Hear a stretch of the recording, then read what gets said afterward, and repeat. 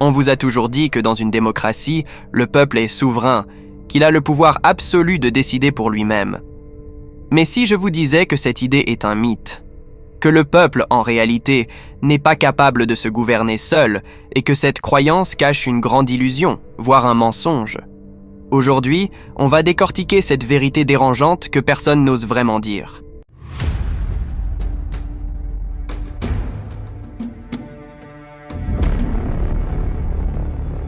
Les images que vous verrez dans cette vidéo sont des illustrations symboliques utilisées uniquement pour faciliter la compréhension de certaines idées ou récits. Elles ne représentent en aucun cas les prophètes, les compagnons, ni les pieux prédécesseurs. Conformément à la sunna authentique, il est interdit en islam de représenter ces figures nobles, que ce soit par des dessins, des images ou toute autre forme visuelle. Nous demandons à Allah de nous guider, de nous pardonner et de nous préserver du blâmable. وَإِذْ قَالَ اللَّهُ يَا عِيسَى ابْنَ مَرْيَمَ أَأَنْتَ قُلْتَ لِلنَّاسِ اتَّخِذُونِي وَأُمِّيَ إِلَٰهَيْنِ مِن دُونِ اللَّهِ قَالَ سُبْحَانَكَ مَا يَكُونُ لِي أَنْ أَقُولَ مَا لَيْسَ لِي بِحَقٍّ إن كنت قلته فقد علمته تعلم ما في نفسي ولا أعلم ما في نفسك إنك أنت علام الغيوب. Vous avez sûrement entendu que dans une démocratie, le peuple est souverain, c'est-à-dire qu'il détient le pouvoir absolu de se gouverner lui-même. Pourtant, même les plus grands penseurs de la démocratie ont toujours remis en cause cette idée. Ils savent que cette souveraineté populaire est avant tout un mythe, une croyance qui s'apparente presque à une religion. Car comme toute religion, la démocratie repose sur une part d'irrationalité. On croit que le peuple, un groupe très disparate d'individus, peut spontanément prendre les meilleures décisions pour le bien commun. Mais cette foi empêche de voir clairement que la raison humaine ne peut pas toujours suivre cette idée. Prenons Alexis de Tocqueville, qui a observé la démocratie en Amérique. Il reconnaît que le peuple veut sincèrement le bien de l'État et croit que son instinct lui permet de choisir les meilleurs dirigeants. Pourtant, il constate aussi une limite qu'on ne peut pas ignorer. Il est impossible d'élever les lumières du peuple au-dessus d'un certain niveau. Le peuple, accablé par ses préoccupations matérielles et quotidiennes, n'est pas capable d'atteindre les idéaux philosophiques que la démocratie lui prête. Tocqueville ajoute que ce qui manque souvent au peuple, ce n'est pas toujours la capacité, mais le désir ou le goût de choisir les hommes de mérite. Et la démocratie elle-même développe un fort sentiment d'envie entre les classes sociales. Les classes inférieures veulent écarter les élites de la direction, tandis que celles-ci préfèrent souvent s'éloigner de la politique, parce que cette dernière est un terrain difficile où il est dur de rester honnête et soi-même. Ce constat n'est pas nouveau. Jean-Jacques Rousseau, bien avant Tocqueville, avait expliqué que la multitude ne sait pas toujours ce qu'elle veut, ni ce qui est bon pour elle. La volonté générale est droite, mais le jugement qui la guide n'est pas toujours éclairé. Le peuple a besoin d'un guide, car il est rare qu'il puisse seul mener une tâche aussi complexe qu'un système législatif.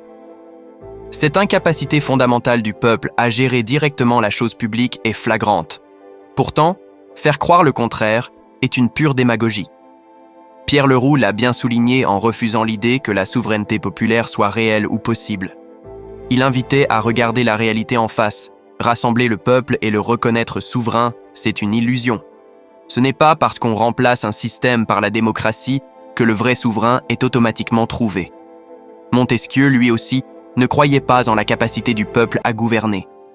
Il disait que le peuple, en tant que masse, manque de cohérence et de compétence. Parfois, il agit avec excès et détruit tout. Parfois, il n'avance pas du tout. Il compare cela à des insectes, incapables de coordination. Pour lui, le peuple n'est tout simplement pas fait pour gérer la chose publique. Même Friedrich von Hayek, un penseur libéral du XXe siècle, montre que les notions de liberté, égalité et justice peuvent devenir des utopies quand elles sont basées sur des idées philosophiques abstraites sans prendre en compte la réalité sociale et humaine. Selon lui, il existe deux traditions politiques, celle qui fait confiance aux institutions qui ont grandi naturellement avec le temps et celle qui cherche à construire une utopie rationnelle. C'est cette deuxième, issue de la philosophie des Lumières françaises, qui a dominé, mais sans succès réel.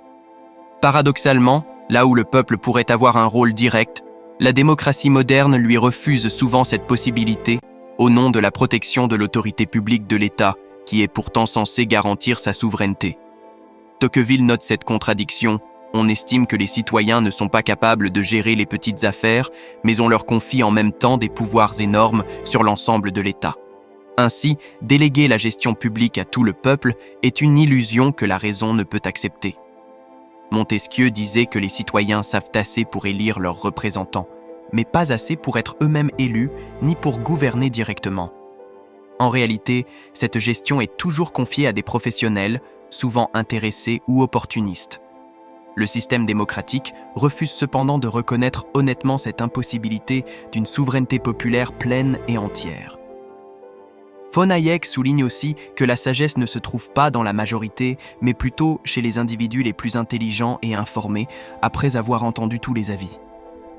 Aujourd'hui, ce mythe de la démocratie triomphante continue d'exister, mais il faut savoir que beaucoup des pères fondateurs de la démocratie n'étaient pas eux-mêmes démocrates au sens moderne du terme. Ils doutaient que le peuple puisse réellement gouverner. Maxence Eckart résume ce paradoxe. Comment un peuple réputé souverain mais faible et hésitant peut-il gouverner? Comment peut-il vouloir un droit juste? Cette illusion crée une instabilité permanente et transforme souvent la démocratie en oligarchie, où une caste restreinte liée aux milieux politiques, économiques, financiers, culturels et médiatiques exerce le vrai pouvoir. Ce système conserve l'apparence démocratique pour maintenir l'illusion auprès de la majorité et garder sa place au sommet de la hiérarchie. ومنهم أميون لا يعلمون الكتاب إلا أماني وإن هم إلا يظنون فويل للذين يكتبون الكتاب بأيديهم ثم يقولون هذا من عند الله ليشتروا به ثمنا قليلا فويل لهم مما كتبت أيديهم وويل لهم مما يكسبون. Des idéologies modernes qui glorifient la souveraineté du peuple cachent un piège subtil et profond pour le musulman. Elles détournent le cœur de la vérité en faisant croire que l'homme, avec ses faiblesses et son ignorance, peut être la source ultime du pouvoir et de la justice. Or, pour le croyant, seul Allah est le souverain absolu, le vrai guide et juge. S'aveugler à cette illusion, c'est risquer de perdre la barque de la foi dans un océan d'égarement. Comprendre cette réalité, c'est renforcer sa foi, s'ancrer dans la vérité divine et refuser de se laisser séduire par des systèmes qui éloignent de la soumission à Allah. وَإِنَّ مِنْهُمْ لَفَرِيقًا يَلْوُونَ أَلْسِنَتَهُمْ بِالْكِتَابِ لِتَحْسَبُوهُ مِنَ الْكِتَابِ وَمَا هُوَ مِنَ الْكِتَابِ وَيَقُولُونَ هُوَ مِنْ عِنْدِ اللَّهِ وَمَا هُوَ مِنْ عِنْدِ اللَّهِ وَيَقُولُونَ عَلَى اللَّهِ الْكَذِبَ وَهُمْ يَعْلَمُونَ